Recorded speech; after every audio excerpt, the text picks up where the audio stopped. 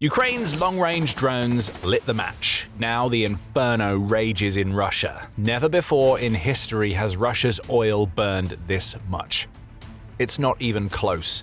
Strike after strike has seen Ukraine unleash an enormous firestorm that Russia can't put out. Vital assets have been burned to the ground. Ukraine has pulled off the unbelievable.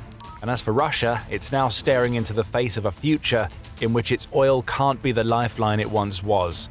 First, we take you to April 18th. Overnight on that date, Ukraine unleashed swarms of drones into Russian territory. All had one type of target: the oil infrastructure that has been keeping Russia alive as Putin's invasion of Ukraine stretches into its fifth year. Nothing was safe from Ukraine on this night. In the Samara region, a pair of Russian refineries was visited by the explosive flying sanctions that Ukraine has been unleashing to add to the damage that traditional sanctions have done to Russia. Specifically, the Syzran and Novokuybishevsk are burning, with fires reported at both sites. Further to the west, in Leningrad, Ukraine's drones touched down on the RPK Vysotsk Lukoil 2 oil terminal, which plays a key role in helping Russia to export its oil via its Baltic Sea ports. And finally, the Krasnodar region had to deal with Ukraine's drones as they hurtled their way to the Tikhoretsk oil pumping station. Whatever air defenses Russia had installed in Krasnodar failed. Ukraine's drones scored yet another direct hit. Russia's defense ministry has been unsurprisingly quiet about Ukraine's Russia-wide strikes against these oil facilities. It couldn't even muster up the usual drone debris excuse that we tend to hear whenever Ukraine's drones do so much damage. Instead, all the ministry could say was that its air defenses took out 258 Ukrainian drones on the night of April 18th, including several over the very regions that are now burning. Who knows, maybe Russia did take out some of Ukraine's drones. But if it did, it clearly wasn't enough. Heading Russia off at the pass, Ukraine's general staff took to Telegram to announce its successful strikes and reveal that Russia can't deny that they happened. All facilities are involved in providing supplies to the armed forces of the Russian occupiers, the general staff revealed, as it shared pictures captured from the sites of the strikes. Every picture shows the exact same thing: thick clouds of black smoke rising from Russian oil facilities that have clearly been struck by something that delivered explosive and fiery force. Ukraine is still assessing the damage as it tries to confirm precisely what it hit at these facilities. However, there can be no doubt that yet more Russian oil burns. And what Putin is having to deal with now is that this series of strikes is just the latest example of a constantly escalating campaign that Ukraine has launched against Russia. That campaign is creating serious problems for Russia, which we'll get into soon. Before that, you didn't think Ukraine would be done with Russia's refineries and other oil facilities on April 18th, did you? In addition to striking fuel and oil on Putin's own turf, Ukraine's drones took aim at the occupying forces that Russia has sent into its country. In Mariupol, which Russia has occupied for most of the war, Ukraine's middle-range drones scored direct hits against lubricant and fuel storage sites that Russia's forces need for everything from equipment maintenance to running the vehicles that it uses for assaults on Ukrainian positions. It's easy to see the link here.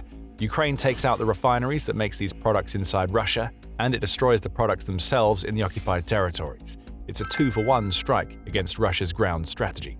And it means that Russia's infantry isn't going to have access to fuel and lubricants for a long time in the Mariupol sector.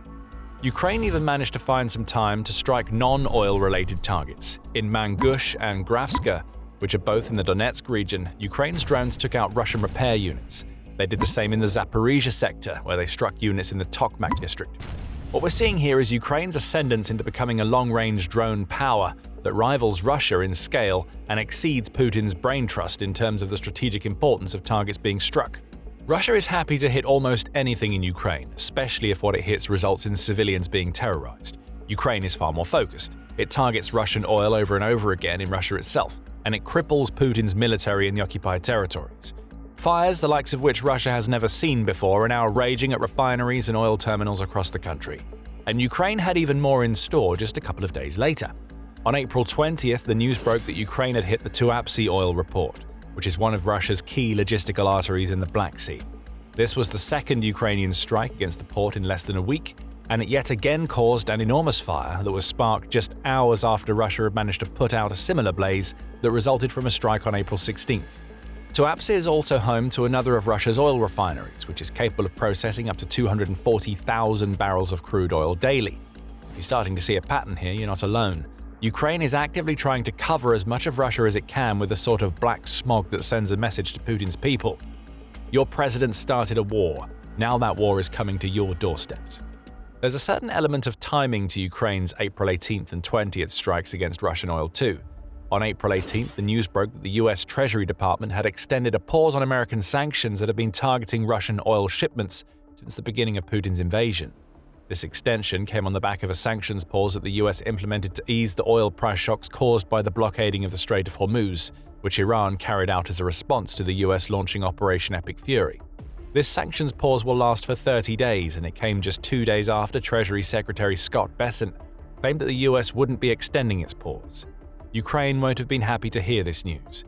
If Russia is being allowed to sell its oil unimpeded, that means hundreds of millions, if not billions of dollars coming into Russia that Putin can tax to fund his war in Ukraine.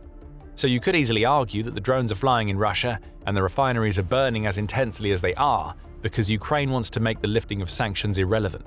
Your ships may be able to sail, Putin, but that doesn't mean much when the oil that they're supposed to be carrying is gone. Still, at this point, you might be wondering if what Ukraine pulled off on April 18th, along with its April 20th strike against Tuapse, really means that Russian oil is burning like never before. After all, it's not like Ukraine's refinery strikes are a new thing. In 2025, we saw these types of strikes escalate to an intense degree, resulting in a year where Ukraine carried out 120 attacks against Russian energy facilities, 81 of which targeted oil refineries. By the end of the year, Russia had lost $13 billion to these types of strikes. Indeed, the strategy isn't new, but there's a missing piece of the latest puzzle that we haven't revealed yet. The 5 strikes that we've covered so far are just the latest that Ukraine has unleashed. Ever since the US declared its first pause on Russian sanctions back in March, Ukraine has been hitting Russia over and over again, causing a firestorm that is truly unlike anything that Putin has had to handle before. That changes everything in terms of the sheer size and scale of Ukraine's attacks. But before we dig into that, this is a quick reminder that you are watching The Military Show. There's a lot more where this comes from, so make sure that you're subscribed if you're getting value from the channel. So we have the tip of an iceberg on April 18th. Dive below the surface and you see a devastating campaign of Ukrainian strikes that have been ruining Russia's oil industry. Let's head to the Baltic region. Ukraine taking out an oil terminal in Leningrad offers just the smallest of tastes of the hell that the country has unleashed on this western region of Russia over the last month or so. By March 31st, the BBC was reporting that Ukraine had carried out repeated strikes against a trio of oil sites in the Leningrad region, including the Kurishi oil refinery and Russia's vital Black Sea ports in Ust-Luga and Primorsk. Those ports are collectively responsible for 42% of Russia's oil exports, the outlet reports, and both have seen infrastructure damage and storage tanks set ablaze. 8 tanks apiece burned in Primorsk and Ust-Luga due to Ukraine's March strikes, and the ports were shut down at various times as authorities tried to deal with the damage. Ukraine's strikes achieved such an immense scale that President Volodymyr Zelensky later reported that some of the country's allies had asked Ukraine to scale down. Zelensky didn't reveal who had made the request, which likely came as a result of the oil prices rising due to the situation in the Strait of Hormuz. But April 18th makes it clear that Ukraine isn't stopping for anybody. It won't allow a situation that is happening thousands of miles away to distract it from hurting Russia in any way that it can. And Ukraine certainly won't allow Russia to benefit from a combination of lifted sanctions and higher oil prices. Oil and gas industry analyst Boris Aronstein has already labeled what Ukraine has been doing in the Leningrad region as the most serious threat to exports of Russian oil since the war began. That's the entire point. If the West isn't going to do enough with its sanctions against Russia and the US is going to temporarily pause its sanctions, then Ukraine is going to take matters into its own hands. It's been doing just that since mid-March. What we saw on April 18th was simply an extension of a strategic bombing campaign that Ukraine is able to sustain now that it has a strong supply of long-range drones. Now the strikes keep on coming. We've already mentioned Tuapse, which Ukraine hit twice in the past week. On April 5th, Ukraine also hit a Lukoil-owned refinery in the city of Kostovo, which it followed up with another strike against an oil terminal in, you guessed it, Leningrad. This is a Ukrainian firestorm, a non-stop barrage of drones that Russia cannot intercept in full, which are causing massive fires all over Putin's territory. When we say that Russia is burning like never before, this is what we mean. April 18th was just Ukraine adding fuel to an inferno that is so massive that it threatens to engulf the one industry that is fueling the war machine that Putin has sent into Ukraine. As for Russia's response to all of this, well, it's not exactly going to be happy, is it? Outside of the usual denials and claims that it's shooting down every drone that Ukraine sends, Russia is panicking, and it should be. Ukraine's attacks are having a massive impact that takes a burning problem and turns it into a catastrophe for Russia's army and its economy. We're getting back to both in a minute. First, there's Russia's panic. Voices within the Kremlin are already trying to warn Putin that Ukraine is pulling ahead on the long-range drone front. Former defense minister and now head of Russia's Security Council, Sergei Shoigu, possesses one of those voices. He claims that Ukraine's domestic drone development has advanced to the point where no region inside Russia is safe from Ukrainian attacks. Ukraine's drones can travel hundreds and sometimes even over 1,000 miles to get to where they need to go, and Ukraine is building those drones in such high volumes that it can always try again if one of its attacks doesn't succeed. Ukraine is now at the point where it's launching more cross-border attacks on Russia than Russia is launching against Ukraine. March saw Ukraine beat Russia by almost 900 drones. An insane 7,347 of Ukraine's drones flew into Russian territory, and according to Russia's defense ministry, were shot down in March. Refineries and depots burning tells a very different story, as Ukraine has clearly turned the tables in one of the areas of the war where Russia once held a clear advantage. Strikes at scale have now become key to Ukraine's strategy. As for the Kremlin, it knows it can't do much to stop Ukraine. That's where the panic sets in. Knowing that any attempt to threaten Ukraine into not using the drones that it's developed itself will be fruitless, Putin's mouthpieces have turned their attention to Ukraine's European partners.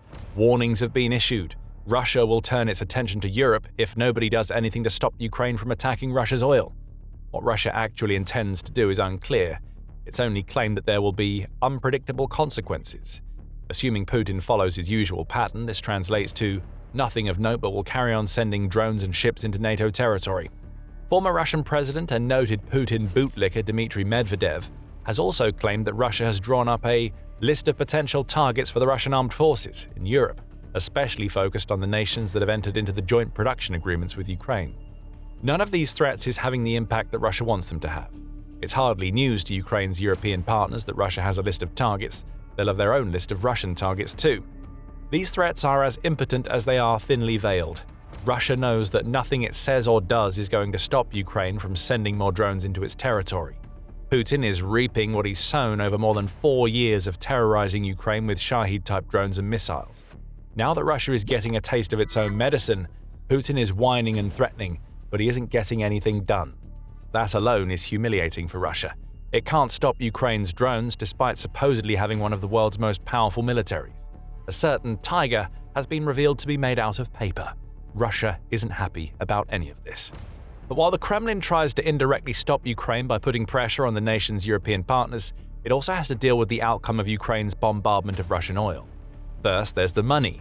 In an April 18th report that just so happens to coincide with the quartet of strikes that ignited an even larger fire in Russia, UKR Inform revealed that Ukraine has forcibly lowered Russia's oil shipments by about 880,000 barrels per day. That adds up to $100 million being snatched out of the Russian war chest every single day, and the number is only likely to climb now that Ukraine is hitting more refineries and oil terminals. According to Zelensky, March alone saw Ukraine inflict at least $2.3 billion of losses on Russia's oil sector. If Ukraine can keep that up, it will mean that Russia loses out on $27.6 billion by the end of 2026, twice the amount it lost to Ukraine's strikes in 2025. And if Ukraine can keep up the $100 million per day in losses that we've seen since the end of March, the economic damage to Russia could be even worse. Russia is being forced to reroute oil shipments all over the country, which is also having an impact on its military. Delays are happening all over. Oil and fuel that was supposed to have already arrived in occupied Ukraine are getting held up as Russia desperately searches for safe places to store and then transport that oil.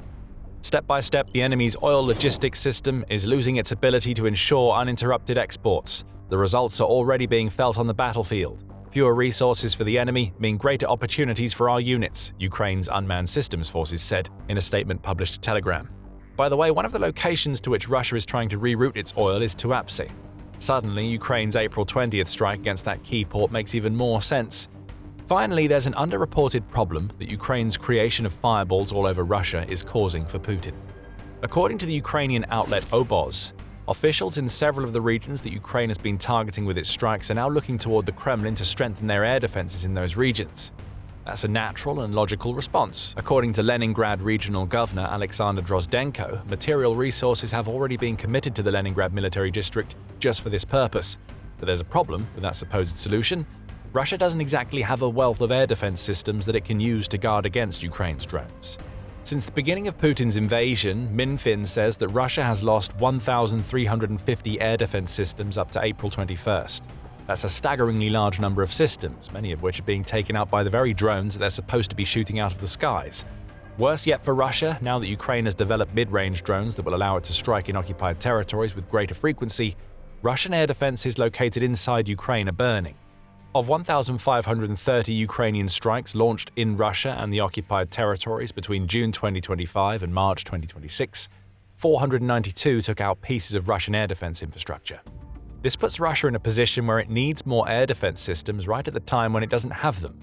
Another layer to Ukraine's campaign against Russian oil is revealed. Ukraine knew that Russia would try to respond to what it's doing by mounting air defenses at refineries and oil terminals. Again, that's logical.